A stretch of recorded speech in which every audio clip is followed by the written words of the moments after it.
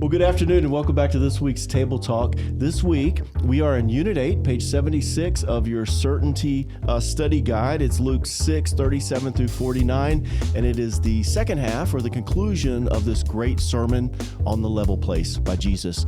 Yeah. And here at the table today, we have John Attinello. John, welcome. Thank you. Good to be here. Appreciate you joining us. John, you've been involved in small groups and you've been leading a small group now for several years. Yes. So we thank you for that. Glad to do it. We meet Wednesdays during the day. Oh, I think okay. a rare group that meets during the day, right? Well, it's a great time for a lot of people, and hopefully this helps us all prepare for our small groups later in the week. So thank you, John, and Pastor Andrew. Glad to be here. Welcome back. Week after the last one. Yeah, so good to see you again. Wonderful message. Thank you for providing that for us. It's kind of interesting to do a sermon on a sermon. It was a really good sermon to do it on, you know? Did you feel the same thing that Pastor Beatty had said the week before, that you couldn't call it the Great Sermon Part 2? Yes, so I don't know if you noticed, but I just called it Part 2. I did, yeah, Part 2. A little unoriginal, but it seemed fitting. Yeah, well, it certainly, for Jesus' account, we definitely can say it was a great sermon. Yes. And yours was very good as well. So thank you for very meaningful, insightful. Before we get going, any aha moments? John, looking at you from maybe the message, or? I think from the message, when you pointed out that there were many pairs coming down through this series of verses, the more I looked, the more pairs I saw. There's a lot of contrast there. Yeah, that was the two hearts. Even we bring that up. Yeah. Mm-hmm. How about you, Andrew? In preparation, I really feel like maybe Jesus stepped on my toes and maybe some others there at the end. I mean, it is like he really wants us to make a decision whether or not we're going to obey him. It is not just let me tickle your ear with some things to go home and think about. I mean, certainly he does with, like, you know, love your enemies and the Beatitudes there, but it ends with he's very much asking us to make a decision and not to waver. Like, he wants obedience. Well, so it's like the two-part. That was mine as well, was I believe it's verse 46? Yeah, 46, where he says, why do you call me Lord, Lord, and then not do what I tell you? When I saw that again or listened to you sort of talk through that, my mind went especially to 1 John. And I thought, well, you know, Jesus said these things. He said, come to me, decide, but then know that there's a continuation of that. Now obey. And in doing so, that's going to build your firm foundation in me. By not doing so, that's going to come to ruin for you. And so I thought, well, I wonder if that's continued through those who decided to follow him. And then I think, well, you know, John, obviously, years later, I mean, his instruction in 1 John chapter 2, and you start with 3, you know, and by this we know we have come to know him if we keep his commandments. Whoever says, I know him, but does not keep his commandments is a liar. The truth is not in him. And then it goes on to talk about, you know, if we say that we abide in him, then we ought to walk in the same way that he walks. So the connection, that was, to me, was the aha. And you always feel like you do, I don't know, I feel this way anyway, that you want to be honest when, like, this is what he says and put it out there. But at the same time, somehow not make it feel like this is a works-based salvation strategy. And so I'm not exactly sure how to handle that, but I know just if what we're called to do as preachers is to preach the word. Yeah. And this is what it said. And so we just put it out there and hopefully no one left with the sense that that's a good word. I need to be obedient and that's how I earn my way into heaven, because he's not saying that at all, but he is really stressing obedience. Yeah. Yeah. In what he is saying to do. Maybe not what ritual was telling you to follow in terms of legalistic or any of the laws, man-made laws, but definitely in his instruction, which was very often a heart instruction as well, the posture of the heart. Well, let's hear some of that. John, would you mind reading Luke 6, 37 through 49? Sure. And if it's okay, I'll start with 36, which I thought was a great start to this. Absolutely. Be merciful just as your Father is merciful. And do not pass judgment, and you will not be judged. And do not condemn, and you shall not be condemned. Pardon, and you will be pardoned.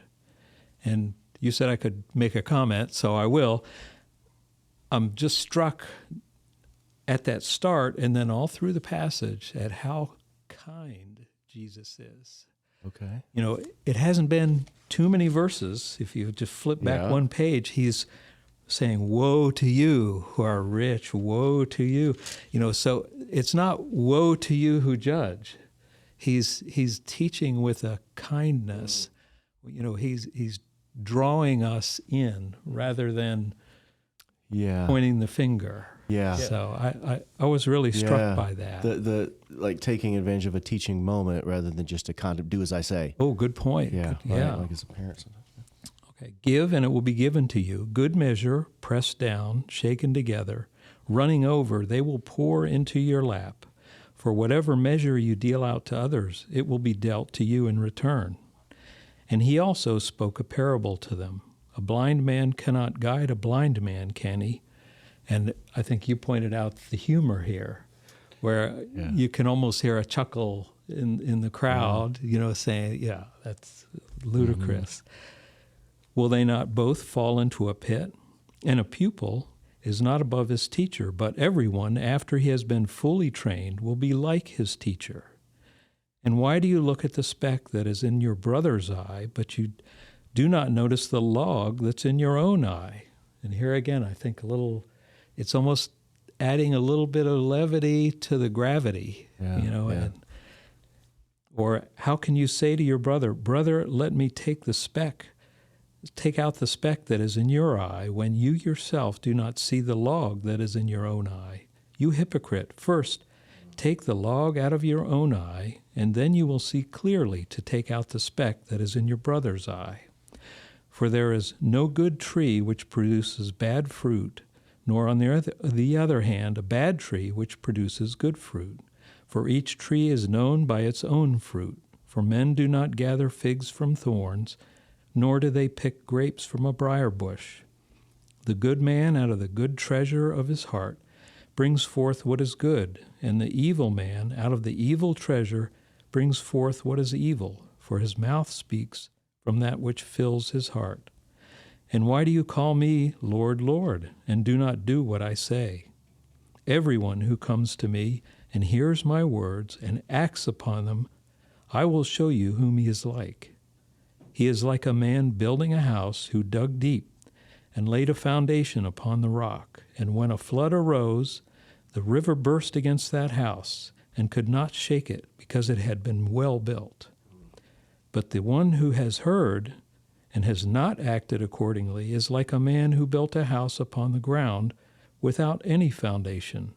And the river burst against it, and immediately it collapsed, and the ruin of that house was great. Thank you, John. Appreciate it.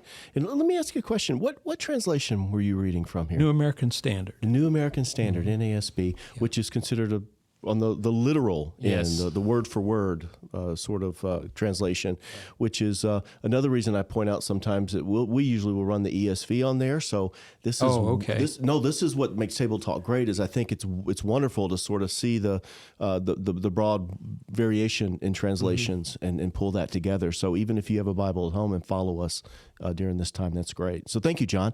All right, a couple questions. Okay. Came out. First question came from gave me his last name, but we don't use last name. So TH.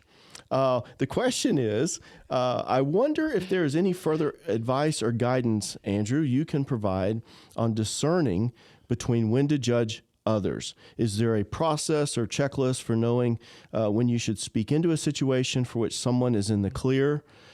Disobedience of God. You spent a lot of time there yesterday, so I'm guessing that's what generated that. I don't know of a checklist per se. Yeah. I haven't found that, chapter and verse. I do think we pray for wisdom. I would say if you're just really eager to have the conversation, like if you're like, here's one I get to go have, then your heart's probably not in the right place. But if you're thinking, I'm a little uncomfortable, I'm worried about how this person's going to respond, then I think your heart's in the right place. And I think of it like, David, you've got a daughter. They're a little older now, but if Caitlin had come to you senior year of high school and said, "Hey, Dad, I'm not going to finish high school. I've been, chatting with this guy online, and he lives in Belarus, and he's 40. He's got some money saved up. We're going to go, open a." You would want her to talk her out of that. Yeah. and because you love her and you know what's best for her. And I think in the same way, that's kind of how we want to approach this, because we know that we see what he says about building your house upon the rock. Yeah. And when we listen to what he says, we can expect a good outcome. It doesn't mean that we're necessarily insulated from, the things that happen in a fallen world, but he's speaking in terms of generalizations and So I think that's how we kind of want to approach it. There's a difference between judgment and judgmentalism. Yeah. And you're saying, I love this person enough to stand here and to experience their displeasure. So it's really an act of love. If you have to feel like, all right, I really got to pray about this, then you're probably approaching it with the right spirit. Yeah. The other thing, like, besides, does it feel like I'm doing this out of love, is as Christians, we also care about just the purity of the church. And if somebody is professing to be a follower of Jesus, especially in a really open and public way, and they're doing something that's ultimately, it's not good for the witness of the church, it's hindering the purity of our witness as a community, then I think that's the reason you would want to step in and have the conversation as well. But always with a spirit of restoration or restoring that individual. Absolutely. I don't think you ever want to do it like spot check. You don't want to go looking for stuff. It's not like we as elders in the church are going to go knock on someone's door for their quarterly. Hey, we just want to come in and see if there's anything we can, point out in your life. Yeah. It's more of, I think if you just you don't go sleuthing out this information. We don't go, surveilling other believers, right? But if we happen to come across this, then there is almost an obligation to say, I love you enough to share this with you. Yeah. Yeah. Well, and in that was the passage also, the parable or the teaching about the plank in the eye and the speck. Mm-hmm.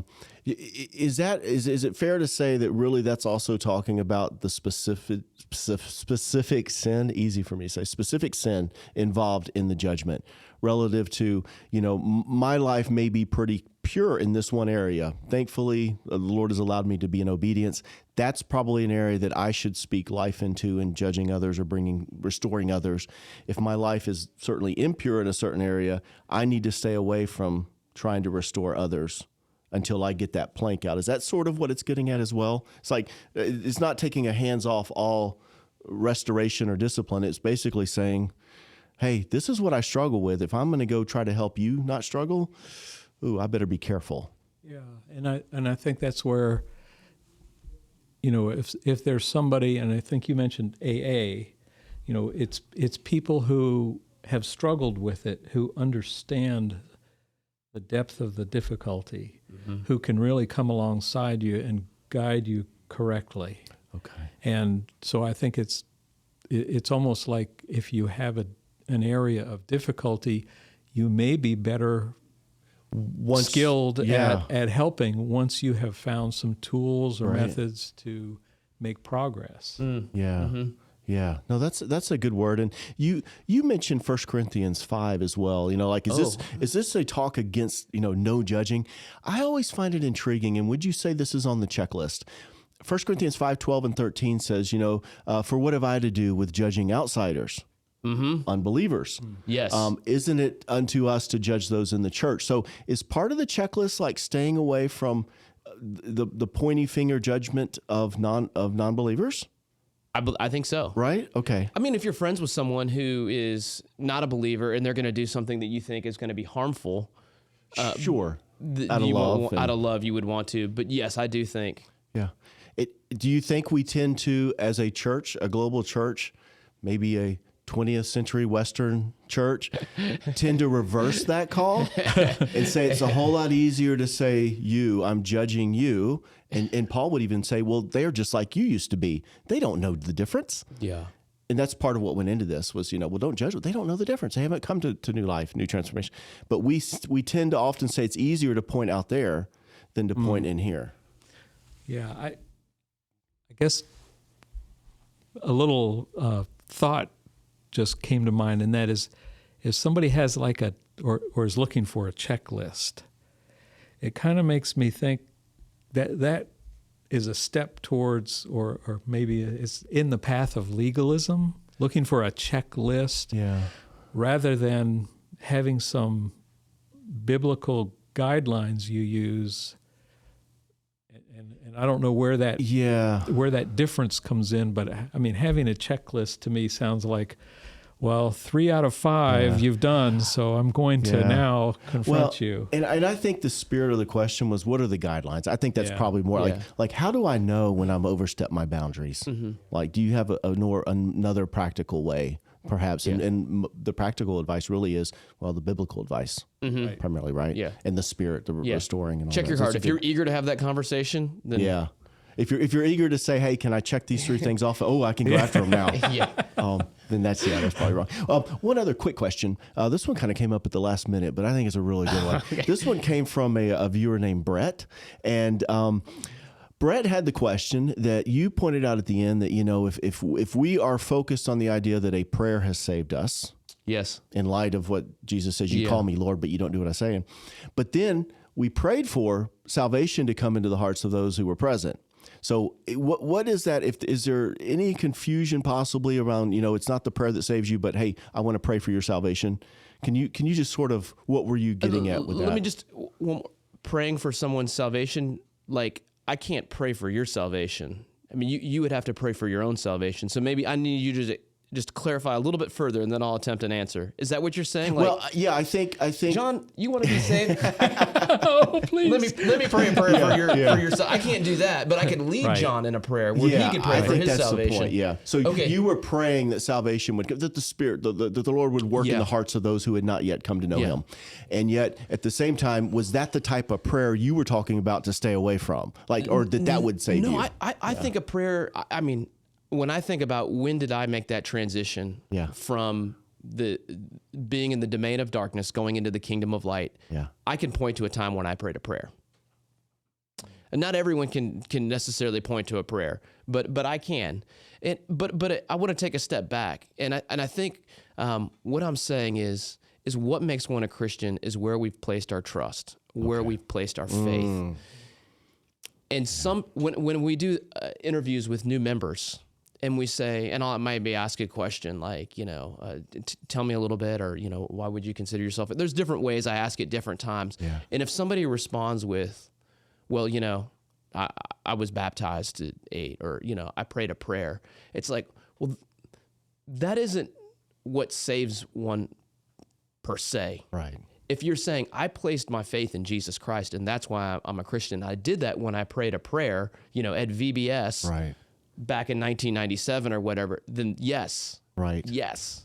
And then the evidence of that. But start with the placing the faith. And if you could talk about when you placed your faith, you did it because you prayed this prayer. But that I think that's kind of what I was getting at. It's perfect. Splitting hairs. Yeah. But it can be really important because I have seen people that just think, well, no, I went forward at a crusade one time and now there's no evidence of fruit in their life. And it's like, well. That's right. Yeah. You went to a great camp when you were a teenager and threw a stick into the fire, but there's been no fruit. Like, I think Jesus would say, like, let's think about this now. Yeah. That rolls right back to your verse 46, calling me Lord, Lord, and don't do what I say. Yeah. So that's great. That's great. Well, thank you for that. Thank you for clarifying that.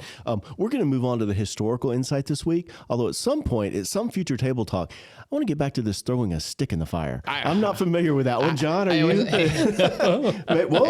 do. It wasn't the camp I went to. Okay. But, you never know. I understand, though, how those things can be used.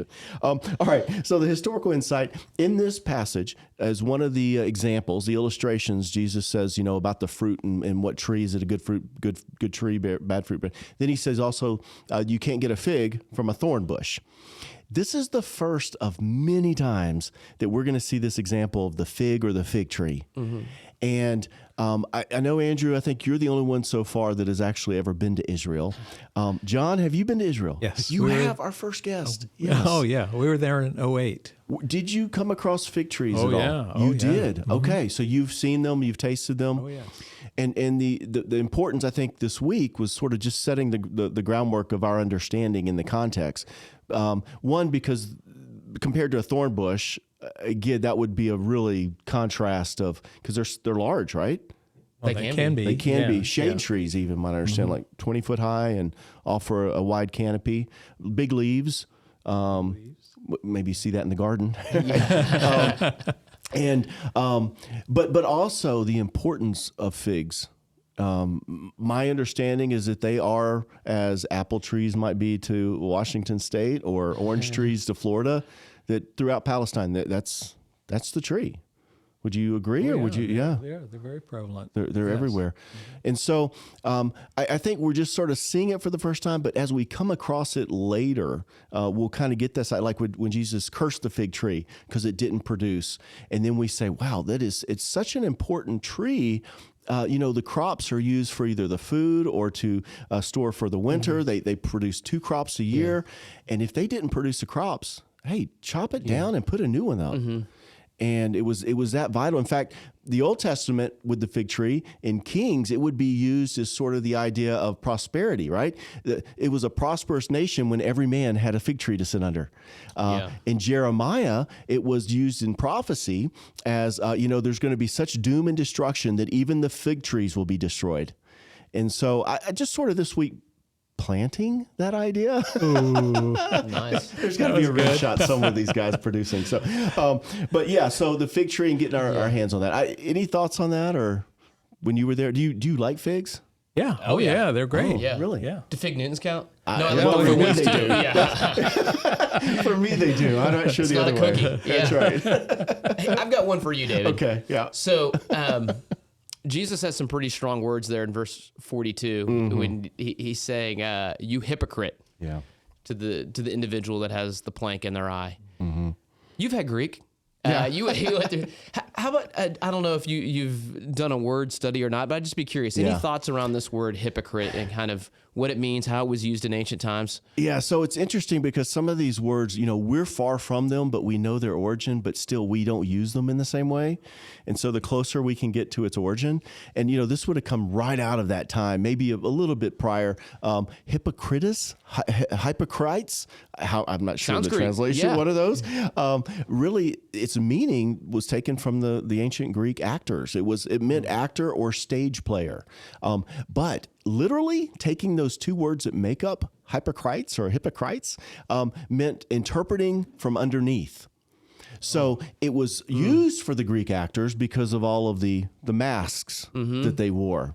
Right? They I guess they didn't have the budget to hire 40 actors and actresses and put on different costumes, and also you could be a young child in one act, and then you could be an old man in another one, or a happy guy or a sad guy.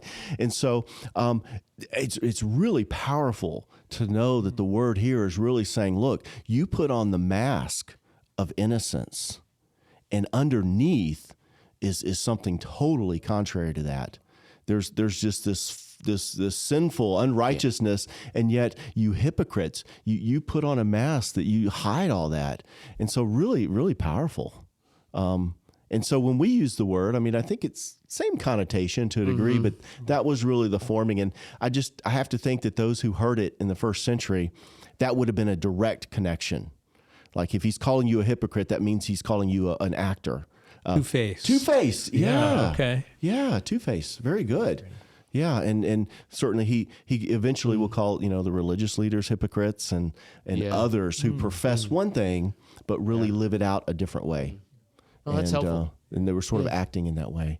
Yeah. So that's that thoughts. word this week. Well, thank you. Yeah, absolutely.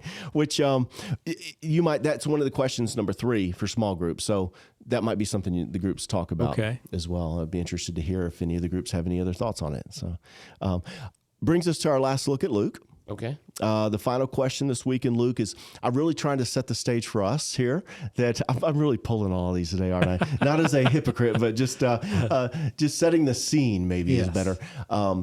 We've now come to the end of this great sermon. The 3 of us have traveled maybe from Sidon and maybe from Jerusalem and, maybe from Nazareth just up the road, but we've all traveled. We've heard great things. The rumors had spread. We've now sat under this message, which realistically lasted hours possibly, and it's time to pack up and go home. As a last thought, what do you think you're thinking on the way back? You came expecting that, hey, I think I might want to be a learner of, a student of, a disciple of this great teacher, rabbi. Well, I don't have my red letter edition here, But I had it Sunday, and I showed Andrew. There's like 2 pages of just solid red, except for one line, and he said to them or something like yeah, that. and he said to them, kind of an insert. Yeah. And so it would be like drinking out of a fire hose. That would be the analogy we'd use today, I think, where, boy, he said a lot, and, how do you take all that in? And the good thing, the benefit for them was that the agrarian society they were in, he was speaking in terms that they were very familiar with, even the theater, two-faced kind of thing. They understood these things. But I can't help but think that as he was speaking to them and looking at their faces, in my mind's eye, I see him looking down the halls of time, speaking to us thousands of years later. And these same illustrations bring us the reality of being judgmental. And these are all heart issues. Yeah. He's talking about behaviors, but they're really heart issues. Yeah. So he is once again, with kindness and compassion and truth, he's delivering to us what we need to hear. Yeah, good word. Andrew, you get back, what do you tell your friends? I just think Jesus lays this out perfectly for someone who thinks the way. It's like he knows he's inside my mind, because here's how I process this. I don't know, Jesus. It seems like what you're saying, that if I do this, I'm going to get skated on, that I'm going to get taken advantage of, that I'd be better off, if I did things my way, because I'm going to get the short end of the stick if I listen to what you say, and I love my enemies, and I do good to those who hurt me. Like, I need to look out for number one here. I need to protect myself. And so that's kind of what I would be processing. Like, if I do what you say, how in the world is this going to work out for me? And he answers that at the very end when he does this parable about the house being built on the rock. And so then it's like, all right, if I do this, you're telling me it's actually going to be beneficial. So that's how I process it. Yeah. Well, and I'll just end this by saying, I think it depends. It depends on how we actually arrived there. And this came up in my small group last week, is that we tend to think about this as a 21st century, very comfortable Christian, right? And we look at this, even these blessings and woes, and think, ooh, that seems tough. Many people arrive that day thinking, this is a great message. You're telling me blessed are the poor? I'm already poor. Blessed are the oppressed? I'm already oppressed. Woe to the rich? Wow, keep on preaching, right? And then to have these promises of the firm foundation on the rock, the good tree, calling him Lord. So I really feel like there's this moment of it depends on how I got there. If I arrive, there's a possibility that I'm all in. This is what I've been waiting for. On the other end, if I'm already pretty independently wealthy, or depending on myself, and I sort of have that air about me, I'm probably going to reject that and think about it. So I maybe that's still true today, how we come to it. But, that's something else we can ponder. So thank you, John, for coming to the table today. And Andrew, again, wonderful teaching, and thank you for getting us through this sermon. Thank you, friends, for joining us this week at the table. We look forward to seeing you next week. And until we do, may we all be followers of Jesus who try every day to be more and more like our teacher, Savior, Messiah. Blessings, friends.